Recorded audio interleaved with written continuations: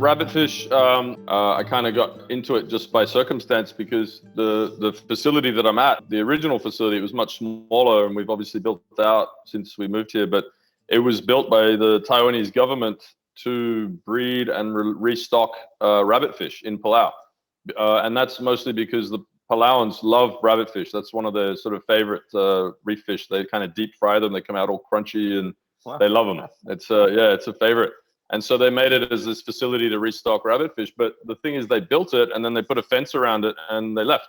And they obviously had other projects they were working on, and this one just sat. And so maybe 3 years later, I had put in my business application to do aquaculture in Palau, and they contacted me and asked me, you know, we have this facility, are you interested to lease it from the state government and, you know, start a business? And then in that agreement, in that lease, part of our commitment was to keep doing the rabbitfish on the side and just always be restocking rabbitfish. So we've released a lot of rabbitfish, including about 60,000 that are almost 2 inches long. Over the last 3 years, we've released about 60,000. So yeah, there's a lot out there, and I did keep DNA from the parents. So I hope one day that at the fish market, maybe in a year or two, that I can actually take samples and maybe even find something that's, you know, related to the fish that we released, so, or is one of the fish we released. So.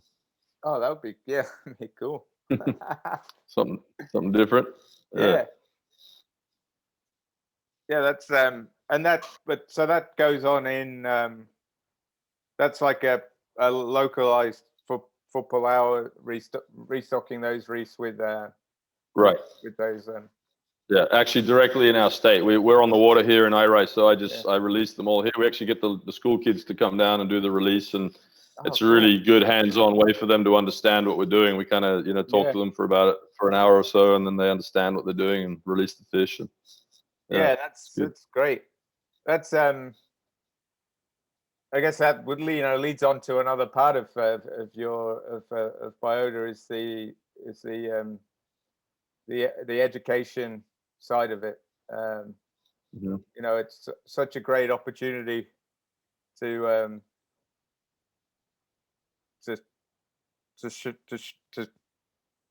immerse people in the marine environment and gain a greater understanding. So, and you must get a lot of enjoyment out of that. Yeah, I do. Obviously, 2020 has been a different experience. We were getting, you know, significant amount of tourist visitation and whatnot. So obviously, we've been locked down for a year now almost, and it's a whole new world for us here. Actually, it's we don't have COVID, but we're trying to pretend like it's normal, but there's no tourism. So there's, you know, a lot of businesses are hurt. The dive shops are all closed. The restaurants are all closed. Well, not all, but most. And hotels. Like we can't even get a hotel tonight for New Year's, you know. It's surreal, yeah.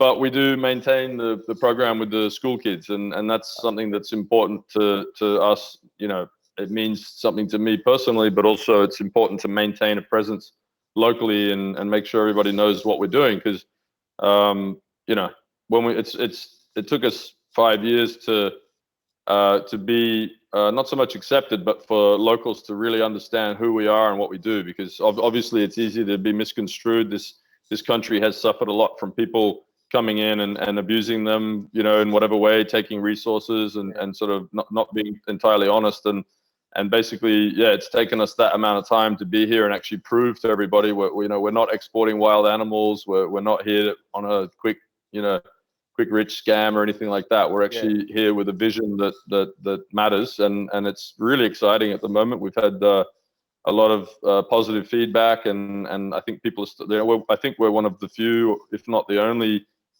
exporters in the Pacific right now. You know, so that's significant. That's we're sort of doing something out here that's bringing money to the country. So at this particular point, I guess that matters more than a year ago when you know the tourists were coming in. So it's different. Yeah, it's an interesting, how at least in 2020 it's totally switched. They got plans to bring tourists back? I mean, what I can make out is that there is a vaccine option coming. They are going to give it to people. but honestly, I don't really understand why. They've got like 2,000 vaccines coming, and it's like they're going to give it to people, but they're not going to open the country because it's not enough vaccines. So yeah. I don't really know. I don't understand the plan. And there's actually a new president coming in this month. And I think everybody's kind of waiting, to see what he's going to decide, because obviously there's a lot of pressure from the tourism side to open up to whoever. That I know they were trying to get ready for the Chinese New Year, because that has potential to be a really strong market, and I don't believe that they're going to make it for that one. So it's a little bit sad, but that's also kind of the end of the tourist season. So I think the logic's going to be, let's just wait it out and see what happens towards the end of 2021. But I don't know. Yeah, it's all up in the air at the moment. Yeah, it's interesting times, huh? Yeah, I mean, that's my my brother runs businesses in the Maldives in the tourism industry, and they're I mean, they've managed to get it going again. I think they have to follow some pretty strict guidelines, but I mean, again, Maldives is in a similar situation. I mean, I think tourism is like 90% of the economy. Right.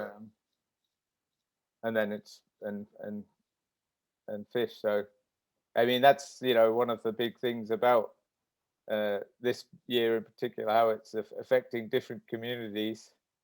But I guess with being able to keep people interested in the marine environment as well. I'm glad to hear that the education side of it is something that can keep going. I mean, that it's a positive, and I mean, especially with the fact that it's it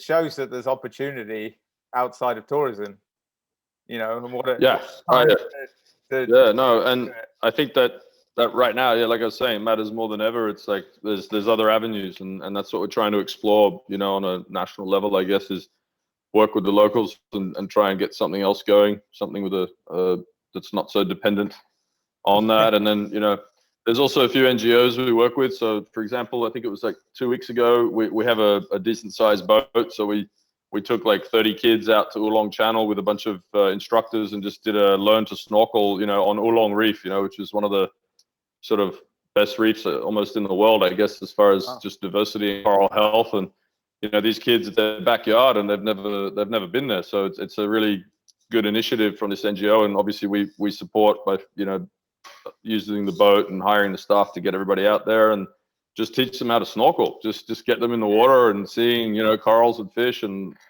half of them have never done it. They come out of the water just blown away. They're like, this is a half hour from my house. Yeah. And I mean, that's the spark to sort of ignite that curiosity. And you say, you're, as a child, you just had that fascination with wanting to see what these small organisms grew into, and but you need that immersion to kind of say, okay, well, I'm really interested in how this all works, and get away from the phone, and get away from all these sort of other things that distract us. That's right. YouTube doesn't cut it.